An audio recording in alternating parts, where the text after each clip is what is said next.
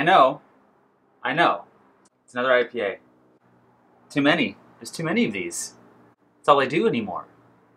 IPA and something else. I know you're disappointed. But before you dislike, before you leave the video, let me explain. It's gonna be okay. It really is. It's fine because this is a different IPA. Today, I'm gonna attempt to make an iced IPA. Why though? I'll tell you why. I was at Thanksgiving. Sarah's dad was drinking an IPA. And he turned to me and goes, "You know what you should make?" And I say, "What?" And he goes, "An iced IPA." I didn't even know he knew what an iced beer was. And I was like, I guess I could try that. Then, about 3 days ago, someone slid into my DMs on Instagram and said, "Hey, why don't you try an Eisbach?"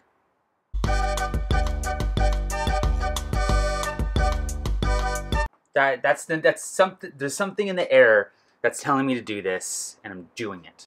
I'm not doing an Eisbach though. I am doing an iced IPA, and I haven't decided fully how I want to execute this. Years ago, when I first got into homebrewing, I did do an ice beer. I don't remember what I did to do it. So, this biggest fear for this is oxidation. But what I think I'm gonna do is bottle like half of it, and then just do like half of the gallon and ice that, and then be left with like 2 beers. That's the hope. I haven't decided exactly how I'm gonna ice this yet. I'm gonna figure it out after it's done fermenting, but it'll all be in the same video. So don't worry about that. I'll just figure it out along the way. I'll have to research it later. So the hops I'm using today, I haven't decided fully yet, but one of the main ones I'm going to use is Idaho 7. I've been wanting to use it for a while. I also have about a bunch of other unique fun hops. Cashmere is one that I have, and I think I'm going to do Cashmere and Idaho 7. So pretty 2 unique ones. If I do switch up the Cashmere to something else, I'll address it in the video. Just doing 2-row, doing a brew in a bag. Simple though. It's so simple. Everything is going to go smooth. I know this for a fact. So let's do it. Let's get the process going, and let's ice this puppy. Yeah. See, it's going to be great.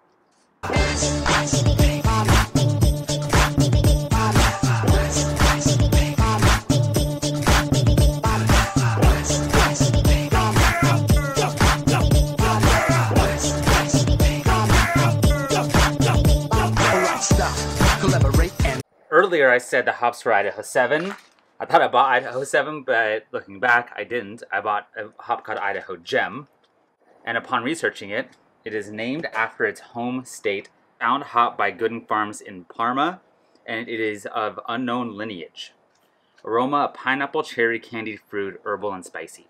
Alpha acids are between 12 and 14. This one is 12.1.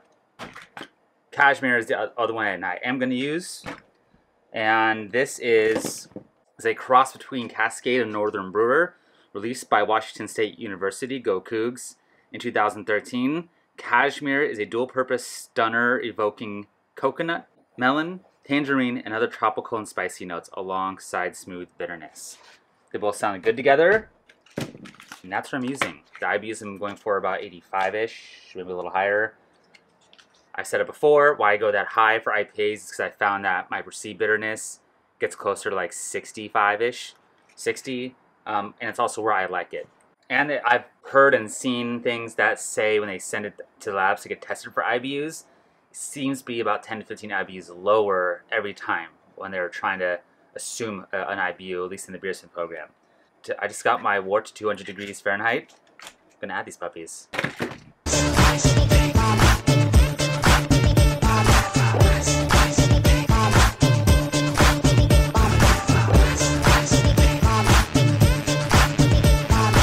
Alright, done.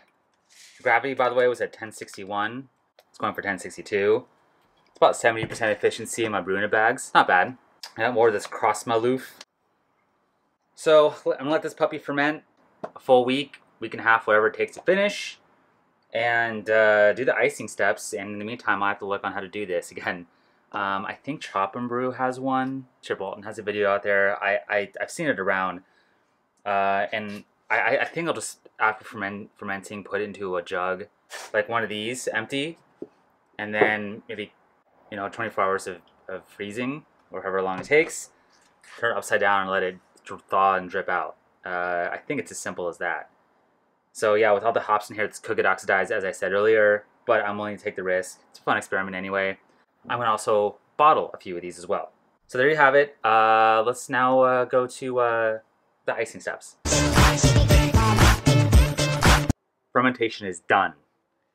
Time to ice this puppy. I did a bunch of research on how to do this properly. Well, a way to do it.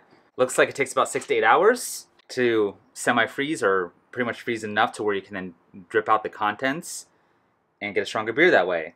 And then once I extract it, I'm going to dry hop it for like 3 or 4 days and then bottle it from there. The chances of this getting oxidized are really high. So I'm going to try and do what I can to prevent that. We'll see. The first thing I'm going to do is add one bottle of Vat Success carbonating with just adding a dab of honey, which I did. So hopefully it works this time, because I do want to compare the iced version to the regular version. This one, of course, won't be dry hopped, but that's okay. I'll get an idea of what these hops do and what it tastes like. Okay, one bottle is done. Time for the jug. I'm going to sanitize this. Purge it.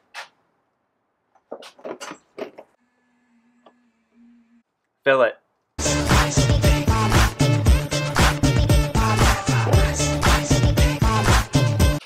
Purge it again.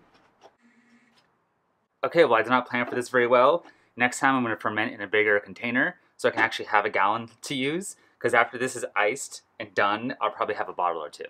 Maybe. God, I'm so good at planning sometimes. I just nail it. I never make mistakes. It never happens. All right, I'm going to put this in the freezer and come back in about 6 hours. Maybe 5. There's not a lot in here. All right, it's been 7 hours, and I think this is good enough. All right, so I'm going to purge this with CO2. That's the only really hope I got right now.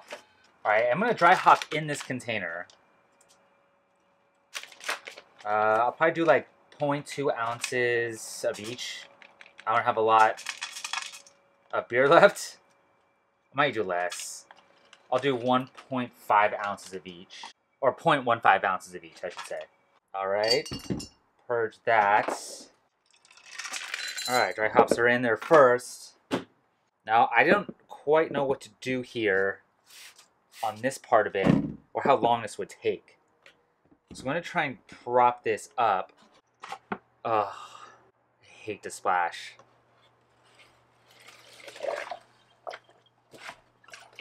That's a bad idea. I wonder if I should have siphoned it. I think it was in a slushy form still, instead of doing what I just did, which was dump it in. Well, I'm going to purge more with CO2, and hopefully we get a drinkable beer out of it. If it is severely oxidized, then we know. All right, I'm calling it there. So that's what's behind. All that. What is that, like a quarter of a gallon? No, very less. I am going to put an airlock on this. And in like 4 to 5 days, a bottle. I'll probably get 3 bottles out of this too, max. Fine. If this does not get oxidized, my mind will be blown. Well, so that's allegedly how you can ice something. I gotta calculate the ABV on it. I think I'll do it for the tasting video, and I'll do like, give a rough estimate. I don't know, I think you just minus what's left based off what you had and what your ABV was. It's a simple calculation, but it's a fair amount of ice in there. So, I'm probably looking at 10-12%, somewhere in that range is my guess, if I do a rough calculation on it. But there we go. Did it? It happened? Do I sadly regret it so far? Yes, a touch. Just a little bit. We'll taste it. Hey, the worst case scenario, it's 2 bottles of oxidized beer that I can dump. That's the easiest dump to ever exist. So, yeah. All right, well, thank you for watching. Don't get this weird. Don't do it. Get a little weird, but not this weird. And, yeah, hope you guys enjoyed it, and see you next time.